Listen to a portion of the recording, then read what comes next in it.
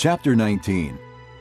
Now Ahab told Jezebel everything Elijah had done and how he had killed all the prophets with the sword. So Jezebel sent a messenger to Elijah to say, May the gods deal with me, be it ever so severely, if by this time tomorrow I do not make your life like that of one of them. Elijah was afraid and ran for his life. When he came to Beersheba in Judah, he left his servant there, while he himself went a day's journey into the desert. He came to a broom tree, sat down under it, and prayed that he might die. I have had enough, Lord, he said. Take my life. I am no better than my ancestors. Then he lay down under the tree and fell asleep. All at once an angel touched him and said, Get up and eat. He looked around, and there by his head was a cake of bread baked over hot coals, and a jar of water. He ate and drank, and then lay down again. The angel of the Lord came back a second time and touched him, and said, Get up and eat, for the journey is too much for you. So he got up and ate and drank. Strengthened by that food, he traveled 40 days and 40 nights until he reached Horeb, the mountain of God. There he went into a cave and spent the night.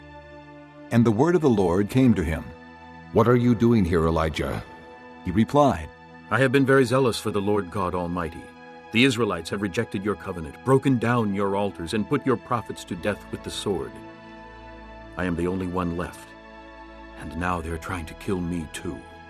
The Lord said, Go out and stand on the mountain in the presence of the Lord, for the Lord is about to pass by. Then a great and powerful wind tore the mountains apart and shattered the rocks before the Lord, but the Lord was not in the wind. After the wind there was an earthquake, but the Lord was not in the earthquake. After the earthquake came a fire, but the Lord was not in the fire. And after the fire came a gentle whisper. When Elijah heard it, he pulled his cloak over his face and went out and stood at the mouth of the cave. Then a voice said to him, What are you doing here, Elijah?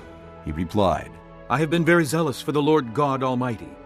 The Israelites have rejected your covenant, broken down your altars, and put your prophets to death with the sword. I am the only one left, and now they are trying to kill me too. The Lord said to him, Go back the way you came, and go to the desert of Damascus. When you get there, anoint Hazael, king over Aram. Also anoint Jehu, son of Nimshi, king over Israel. And anoint Elisha, son of Shaphat from Abel-Meholah, to succeed you as prophet. Jehu will put to death any who escape the sword of Hazael, and Elisha will put to death any who escape the sword of Jehu. Yet I reserve 7,000 in Israel, all whose knees have not bowed down to Baal, and all whose mouths have not kissed him.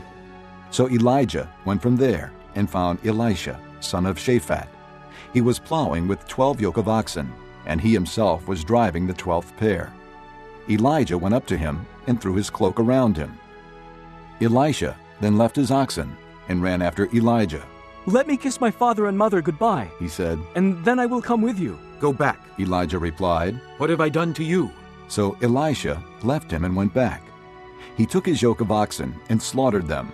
He burned the plowing equipment to cook the meat and gave it to the people, and they ate. Then he set out to follow Elijah and became his attendant.